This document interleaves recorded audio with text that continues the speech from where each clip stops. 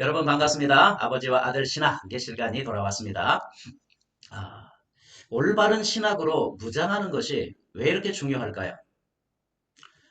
성경이 완성되었기 때문에 모든 은사가 중단되었다라고 하는 이 신학적인 말 한마디에 의해서 이 한국 교회가 얼마나 퇴보를 했습니까? 나약하게 되고 권능이 없는 교회가 되어버렸습니다. 이게 긍정적이든 부정적이든 간에 이 신학이라고 하는 이 사상이라고 하는 것이 우리의 삶에 굉장한 영향력을 끼칩니다. 올바른 신학을 장착하는 것은 우리의 신앙, 우리의 삶, 우리의 사역을 효과적으로 하게 되는 기초적인 뼈대가 되기 때문에 굉장히 중요합니다. 자, 오늘은 제4강 어떻게 하나님이 세상에 개입하시는가 이 주제로 말씀을 증거하겠습니다. 조직적 성경신학 헤럴드 에벌리 박사님이 이 책을 쓰셨고 제가 발표를 하고 제가 좀 보완해서 말씀을 전합니다. 아, 우리가 성경적이지 않은 잘못된 이런 가정을 하게 되었다라고 고대 철학자들이 하게 되었다라고 이야기를 했어요. 플라톤의 가정입니다. 두 세계가 있는 그 이원적 우주로 현실 세계가 있고 그리고 또 이데아의 세계가 있다. 그 이데아의 세계가 진짜 세계고 그리고 또 이 현실 세계는 페이크다. 가짜 세계, 그림자, 허상에 불과하다라고 이야기를 했습니다. 이 이원적인 두 세계가 있다는 거예요. 그리고 하나님이 계신다면 인간과 하나님이 무한히 분리되어 있다라고 이야기를 하고 있어요. 또 플라톤의 제자 아리스토텔레스는 이런 가정을 합니다. 이거 머릿속에서 나온 가정들이에요. 그 이데아의 세계가 있다면 그 영계에 있는 영계는 무시간적일 것이다 라고 가정을 합니다. 또 하나님이 무시간적인 영계에 존재한다. 그리고 하나님은 불변하시고요. 시간적이 될 수 없기 때문에 무시간적이기 때문에 현실 세계에 들어올 수 없다. 현실 세계와 무시간적인 그 세계는 단절이 되어 있다라고 이야기를 하고 있어요. 아, 우리가 그 325년 니케아 공의회 때 아, 오리건의 제자가 있었어요. 여러 제자들이 있었지만 아리우스가 있었고 아타나시우스가 있었습니다. 아리우스는 철저히 이 플라톤 그 주의였어요. 플라톤 철학을 따랐습니다. 교부였지만 플라톤 철학을 따랐어요. 우리가 영계에 가는 것이지 영계가 우리에게 올 수 없다. 이렇게 온다고 하는 것은 철학이 안 맞다는 거예요. 예. 그래서 어떻게 무시간적인 하나님이 시간적인 세계에 들어올 수 있느냐? 도저히 이 철학이 안 맞는 거예요. 플라톤 철학이 안 맞는 겁니다. 그렇기 때문에 예수는 하나님의 본질이 아니다는 거예요. 음, 이것이 철학이라고 하는 어둠의 그림자입니다. 예수가 성육신 하셨다? 이거 그렇게 될 수가 없다는 거예요. 예수는 하나님의 본질이 아니다. 세례 받을 때 하나님의 아들로서 입양된 것이다. 라고 이야기를 하는 거예요. 예. 이게 니케아 공의회의 핵심 주제가 바로 이거였어요. 예수가 하나님의 본질인가? 예수님이 하나님이신가? 이게 핵심 본질이었습니다. 이 아리오스는 이런 철학을 따랐고 오리겐의 제자 중에 아타나시우스는 이런 철학이라고 하는 어두움을 뚫고 사도 요한과 사도 바울이 말씀하는 것을 받아들이게 됐어요. 그것이 아타나시우스의 삼위일체론입니다. 예수님이 하나님이시다라고 하는 거예요. 독생하신 하나님이 나타나신 것이다. 예수 그리스도는 하나님의 본질이다. 라고 이야기를 했어요. 아, 이제 그 다음에 플라톤에서 한 500년, 600년 후에 플로티노스라고 하는 이런 사람이 신플라톤주의자인데 이런 철학을 종교화한 사람입니다. 그 플로티노스는 이런 가정을 해요. 하나님은 그분의 속성을 발산하는 태양과 같다라고 하는 거예요. 자, 여기 그림 보시죠? 일자라고 하는 하나, the one, 하나라고 하는 이런 존재가 태양처럼 발산한다는 거예요. 자연계의 피조 세계에. 그래서 거기에는 그 속성의 그 존재는 단순하며 초월적이며 그 피조 세계와 초월적인 이런 독립적인 이런 존재고 불가지하다라고 이야기를 하고 있습니다. 이런 가정에서 이런 고대 철학이 출발을 해왔고 하나님에 대한 이런 이 고대 철학의 우주관에서 하나님에 대한 고전적인 관점이 나오고 그것이 고전의 신학이 되었다라고 하는 겁니다. 이게 성경적이지 않은 잘못된 가정에서 출발한 거예요. 이런 그리스 철학의 영향이 참 대단한 것이 뭐냐면 이런 거예요. 어거스틴은 그 플로티노스의 그 일자 하나죠 하나. 일자를 유대 하나님으로 바꾸게 되게 되면 기독교 사상이 된다고 이야기했어요. 이게 교부 철학이죠. 네. 그렇죠. 초기 기독교 때에는 이 신학이 정립이 되지 않았기 때문에 철학을 흡수해가지고, 신학 체계를 삼은 거예요. 그게 교부 철학이죠. 그 대표적인 인물이 어거스틴이라고 이야기를 했어요. 그러니까 이 일자를 유대 하나님으로만 딱 바꾸게 되게 되면 기독교 사상이 된다라고 할 정도로 신플라톤주의에 심취한 분이 어거스틴입니다. 플로티노스의 유출설이 있는데 유출설 일자는 만물의 원천이고 존재하는 모든 것은 하나로 말미암아 존재한다. 라고 이야기했어요. 그 일자 하나는 항상 충만해서 흘러 넘치고 그리고 새로운 것들을 만든다라고 이야기를 했어요. 예. 어, 그리고 또 흘러 넘친다라고 이야기하는 거예요. 여기 나이가라 폭포가 있는데 이렇게 수많은 그 물이 막 흘러 넘쳐가지고 그 아래로 확 떨어지듯이 충만하게 흘러 넘쳐서 새로운 것을 만든다라고 이야기했어요. 이 플라톤하고 조금 다릅니다. 플라톤은 그 현실 세계에 대한 것들에 대해서는 그냥 페이크, 그림자라고 이야기를 했는데 여기 그 신플라톤주의자 플로티노스는 뭐냐면 이렇게 수많은 이런 수원이 너무 풍부해가지고 흘러 넘쳐가지고 현실 세계를 만든다라고 이야기를 했고 또한 태양빛이 이렇게 근원적인 그 초월적인 그런 빛이 비춰가지고 세상을 이루었다라고 이야기를 했어요. 플라톤은 왜 현실 세계를 만들었는지에 대한 것은 이야기를 안 해요. 그런데 플로티노스는 이 근원적인 빛을 통해서 근원적인 그런 수원을 통해서 유출되어 있고 근원적인 빛을 통해서 방출되어 온 것이 세상이다. 현실 세계다라고 이야기를 하고 있고요. 최고의 아름다움은 일자다라고 이야기를 했어요. 그래서 초월적인 빛을 아름다움으로 봤어요. 예. 어거스틴도 모든 아름다움의 원천은 하나님이시다. 이 그런 말들은 다 어디에서 나왔냐면 이 신플라톤주의자 이런 플로티노스에 의해서 그런 말들이 나옵니다. 그래서 고대 그리스 철학의 그 영향의 그 결과를 보게 되게 되면 이 중세에는 뭐냐면 근원적인 아름다움, 초월적인 빛 이런 것들을 굉장히 중요하게 여깁니다. 그래서 현실은 그 근원에 의해서 흘러나왔기 때문에 현실을 무시해요. 무시합니다. 근원적이고 초월적인 이런 빛. 그래서 이런 스테인드 글라스와 같은 이런 화려한 색채, 금, 은, 보화, 보석 이런 것들로 막 꾸며내는 거예요. 화려한 색깔을 내는 그런 염료를 사용해서 초월적인 신의 세계를 표현을 하는 겁니다. 이런 식으로요. 그리고 성당은 굉장히 높고 우뚝 솟은 이런 천장 그런 모양으로 하나님의 그 위대함 그리고 또 현실 세계와 분리되어 있는 것 불가의 초월적인 존재 이렇게 이야기를 하고 그리고 또 성당의 커다란 벽돌은 하나님의 그 부동성에 대해서 이야기를 하고 그리고 성당 안에 아주 들어가게 될 때에는 모자 벗으라부터 시작을 하잖아요. 방문해서 들어갈 때에는 그래서 조용하고 엄숙하고 경건한 태도를 유지해야 된다. 이건 하나님의 무감정성을 이야기를 하는 거예요. 이런 서양 철학의 영향을 받아서 기독교도 서양 기독교도 이러한 영향을 받았고 교회에서 엄숙해야 되고 조용해야 된다라고 하는 거 그리고 또 이러한 철학이 녹아 들어와서 예술뿐만 아니라 이런 교회뿐만 아니라 문화뿐만 아니라 실제적으로 서양 사람들의 그러한 그 감정을 표현하지 않는 이런 부분들도 다 이런 철학의 영향을 받은 겁니다.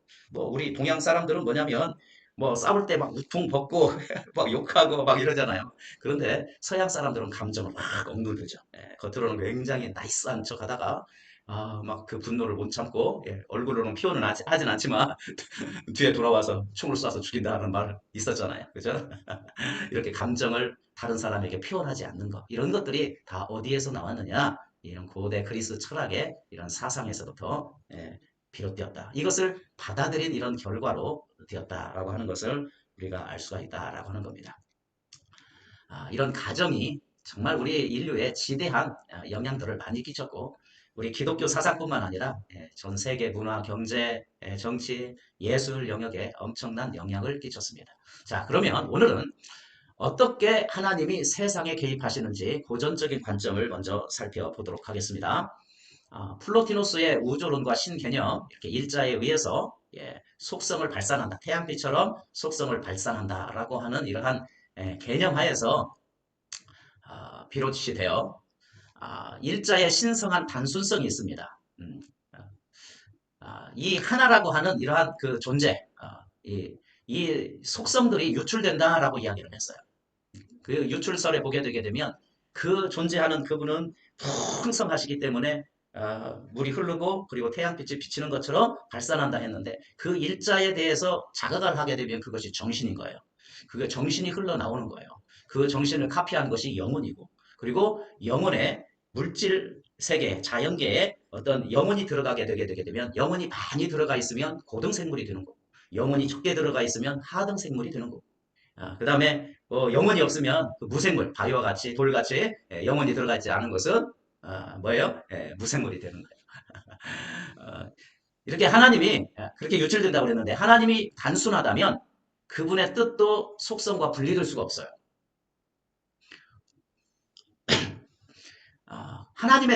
하나님의 뜻이 태양빛처럼 발산이 되는 거예요.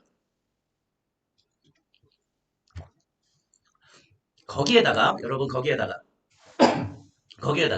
하나님의 그 완전성 거기에다가 덧붙여 보세요. 무소부재 그리고 무소불능 이 개념을 덧붙여 보게 되게 되면 하나님의 속성이 막 발산이 돼요. 그 하나님의 뜻이 막 발산되어진 데다가 완전성, 무소부재, 무소불능 이것을 덧붙이게 되게 되면 하나님의 뜻을 가로막는 것이 아무것도 없어요. 예. 그리고 언제 무소부재, 언제 어디서나 하나님의 뜻이 완전하게 이루어질 거예요. 예. 무소불능이기 때문에 능치 못할 일이 없는 분이기 때문에 뭐냐면 그 뜻이 완전히 관철이 되고 완전하게 관철이 될 거예요. 그래서 존재하는 모든 것은 반드시 그분의 뜻에 굴복해야 된다. 예. 그러므로 하나님이 모든 것을 완전하게 전적으로 통제하고 계신다라고 추론을 할 수 있다는 겁니다. 이것을 보고 신학적인 용어로 전적인 통제, 하나님이 주권적이다라고 했을 때 고전적인 그 관점은 이런 철학의 그 가정에서 논리에 의해서 하나님이 주권적이다라고 했을 때 모든 것을 전적으로 통제한다라고 하는 것을 의미한다는 거예요. 네, 아버지와 아들 신학은 이제 나중에 살펴보겠지만 하나님이 주권적이다라고 했을 때 하나님이 원하시는 때 원하시는 방법으로 무엇이든지 할 수 있다라고 말합니다. 좀 다르죠? 하나님에 대한 고전적 관점에서 시작한 논리의 그 사고 과정 처음에는 그런 플라톤, 아리스토텔레스, 플로티노스의 이런 가정에서 시작된 그것들이 계속해서 논리적인 이런 사고 과정을 통해서 어떻게 바뀌어지게 됐느냐 어떻게 하나씩 그 점진적으로 발전되었느냐 이제 하나님이 주권적이다 했을 때 모든 것을 하나님이 통제하시는 거예요. 그리고 또 전적으로 모든 것을 통제하신다고 하게 되면 논리적인 이러한 그 결과는 뭐냐면 사람에게는 자유의지가 없는 거예요. 자유의지가 없어요. 모든 것을 통제하는데 내가 이 물을 마시는 거 예, 이런 것도 이미 아시고 그리고 또 그 주님께서는 무소부재하시기 때문에 태양빛처럼 그 뜻을 발산하기 때문에 이러한 모든 이런 것들도 이미 더 아셔가지고 이런 것들을 다 하게 했다. 뭐 이렇게 이야기할 수 있는 거예요. 자유의지가 없어요. 로봇처럼 꼭두각시처럼 이렇게 되어질 수밖에 없는 거예요. 그 다음에 또 전적으로 모든 것을 통제하기 때문에 모든 것은 하나님의 책임이다라고 들 수밖에 없어요. 이것은 또 어디에 문제가 되냐면 이 지구상에 이 피조 세계에는 여러 재난과 사고와 악의 문제들이 있잖아요. 그렇게 되면 그 모든 악의 원인이 다 하나님께로 돌아가는 거예요. 하나님의 책임인 거예요. 예. 그리고 모든 것은 미리 결정이 된 겁니다. 이렇게 논리적인 규결로 이렇게 이루어질 수밖에 없어요. 그렇습니다. 철저히 어거스틴 그리고 또 그의 그 제자들 루터 켈빈은 자신들의 신학과 일관되게 사람에게 자유의지가 없다고 믿었어요. 하나님은 모든 것을 통제하신다면 하나님께서 모든 것을 통제하신다면 모든 것은 하나님의 책임인 거예요. 참새가 땅에 떨어지는 거, 커피가 쏟아지는 거, 전쟁이 일어나고 쓰나미가 일어나는 이런 모든 것들 다 통제하시고요. 다 통제한다면 다 이렇게 모든 것들도 하나님의 책임이 될 수밖에 없고 찌빙글리도 이런 이야기를 했어요. 개혁자 중에 위대한 분이시죠. 하나님이 인간의 죄를 포함한 모든 것의 창시자, 주동자, 선동자라 이렇게 이야기를 했어요. 모든 것이 미리 결정되었다는 거예요. 이전에 일어났고 앞으로 발생한 모든 선과 악은 하나님이 뜻하셨고 미리 결정하셨기 때문에 일어난 것이다 라고 이야기를 하고 있는 겁니다. 세상에 이렇게 개입을 한다는 거예요. 모든 것을 이렇게 주권적으로 통제하시고 개입을 하신다. 모든 것이 결정이 됐다라고 이야기를 하는 겁니다. 또한 은혜도 마찬가지입니다. 은혜도 하나님의 불가항력적인 악이고 유효한 은혜라고 하는 이러한 켈빈이 사용한 용어죠. 신학적인 용어입니다. 이렇게 전적으로 통제하시기 때문에 태양빛처럼 그 하나님의 뜻이 이렇게 관철이 되어지기 때문에 하나님께서 주신 은혜도 이렇게 태양빛처럼 이렇게 되어진다고 하는 거예요. 예. 불가항력적이다라고 하는 것은 하나님께서 은혜를 주셔서 뭔가를 시키고자 한 일에 대해서는 사람이 거부할 수 없는 거예요. 저항할 수 없는 거예요. 예, 그게 불가항력적이고. 유효하다라고 하는 것은 하나님이 은혜를 주셔서 뭔가를 성취하려고 하는 그 모든 것은 효과적으로 성취가 된다라고 하는 거예요. 반드시 성취가 된다는 거예요. 태양빛처럼 쫙 이렇게 튀어가지고. 예, 예. 그렇기 때문에 모든 것이 하나님의 책임이고 모든 것이 은혜를 불가항력적으로 유효하게 주시는 그 하나님이기 때문에 미래의 사람을 심판할 근거가 없는 거예요. 예, 근거가 없는 겁니다. 또 한 가지는 이 신플라톤주의에 의해서 생겨난 거고 이 플라톤주의자에 의해서 이렇게 이야기하는 것도 정반대로 이렇게 전적으로 통제하시는가 하게 되게 되면 개입할 수 없다라고 이야기하는 이런 플라톤주의자도 있어요. 무시간적인 하나님은 기도에 응답할 수 없다. 이것은 이제 논리의 귀결에 맞지 않는 또 하나의 플라톤 철학자들의 이러한 거기에 심취한 이런 신학자들이 이야기를 하고 있는 거예요. 무시간적인 하나님은 기도에 응답할 수가 없고요. 무시간적인 하나님은 죄를 용서할 수가 없다. 이렇게 나오는 거예요. 불가항력적인 은혜, 여기에서 은혜를 이 고전 신학자들은 은혜를 공로 없이 거저 주어지는 은총으로 정의를 합니다. 나중에 은혜에 대해서 좀 더 깊게 다루겠습니다. 은혜가 얼마나 중요한지 여러분 알게 되어질 거예요. 하나님은 무시간적이고 무감정하시기 때문에 기도 응답도 용서도 할 수가 없는 거예요. 예. 하나님은 무시간적인 그 완전한 분이기 때문에 그리고 또 무감정한 분이기 때문에 어떤 피조세계의 어떤 누구에도 영향을 받지 않아야 돼요. 만약에 영향을 받거나 이렇게 하게 되게 되면 완전한 하나님일 수가 없어요. 예. 그래서 이러한 그 신학에 심취된 그 신학자들이 하는 이런 말은 뭐냐면 노만 가이슬러라고 하는 분은 이런 이야기를 했어요. 기도는 우리가 하나님을 바꾸는 수단이 아니다. 기도는 하나님이 우리를 바꾸는 수단이다. 저는 처음에 이 말을 듣고 참 그럴싸하다. 맞아. 기도는 내가 바꿔야지. 이런 생각을 하게 됐는데 이게 어디에서 나왔는가 이런 고전적인 이런 관점에서 결국은 이런 무시간적이고 무감정하다라고 하는 하나님의 그 고전적인 이런 관점에서 이렇게 나온 이런 말이구나. 별로 좋지 않는 말이구나라고 하는 것을 깨달았습니다. 예.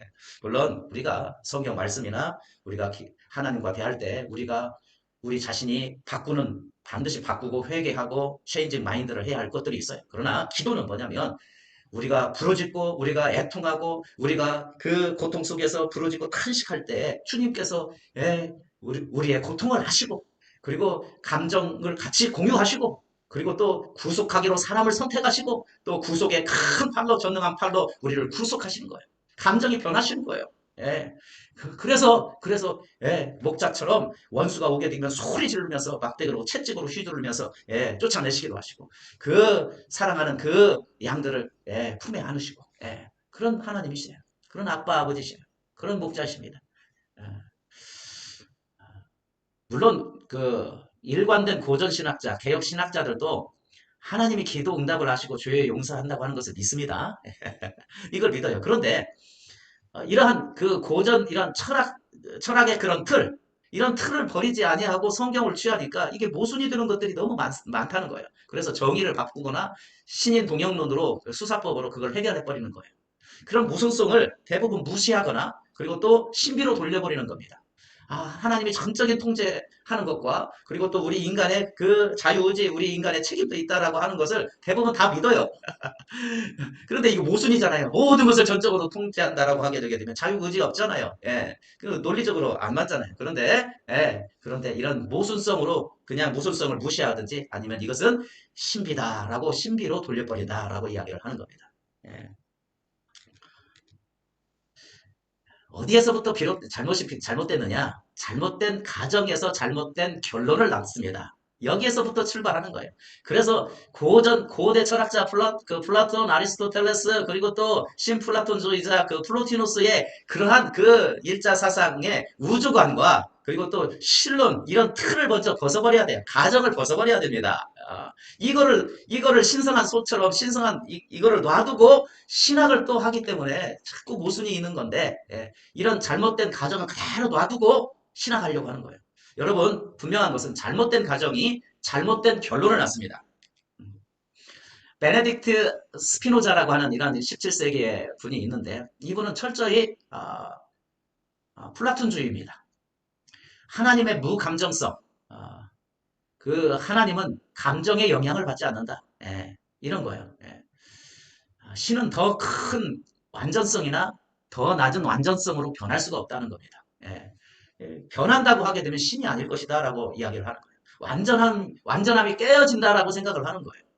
그래서 기쁨이나 슬픔 같은 어떤 감정에 의해서도 영향을 받지 않는 무감정성, 무정념성이다라고 이야기를 합니다. 이것을 철저히 받아들인 사람이에요.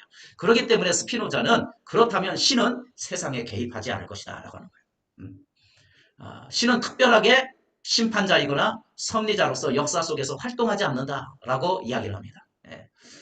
신플라톤주의자는 전적으로 통제하고 전적으로 관여한다, 이렇게 모든 것을 이렇게 관여한다는데, 이 플라톤주의자 중에서도 이렇게 신은 세상에 개입하지 않는다, 이신론, 자연신론과 같은 그러한 태도를 취하는 이러한 신학자들도 있습니다. 스피노자, 지구가 내일 멸망한다면 나는 한 그루의 사과나무를 심겠노라. 이런, 그렇게 말한 사람 아니니까. 어거스틴이나 안셀름, 그리고 또 아퀴나스, 루터, 이 켈빈과 같은 신학자들은 그들의 이성을 사용해서 고전적인 우주론과 하나님에 대한 고전적인 관점이라는 틀 안에서 일관되게 이 세상에 대한 하나님의 개입을 설명을 했어요. 우리가 보여준 그런 우주론, 그런 하나님에 대한 고정적인 과정. 그래서 그리스 철학자들의 잘못된 과정에서 시작해서 발생한 이런 논리적 사고는 수많은 불편한 결과들을 많이 낳았어요. 그렇게 되게 된다면 하나님이 모든 악의 원인이 되고, 모든 것이 다 하나님의 책임이에요. 심판도 없어요. 다 하나님이 하셨기 때문에. 누구를 심판하고 어떤 사람은 악인을 결정해놨고 어떤 사람은 선의를 결정해놨는데 어떻게 심판을 할 수가 있어? 상보를 줄 수가 없습니다. 하나님은 죄를 용서할 수 없어요. 이런 결과가 나오는 거예요. 잘못된 가정에서 비롯된 겁니다. 그래서 이런 잘못된 틀들을 빨리 제거하는 것이 우리 올바른 신학을 하는 것의 시작이다, 출발점이다 라고 하는 것을 계속해서 반복해서 이야기합니다.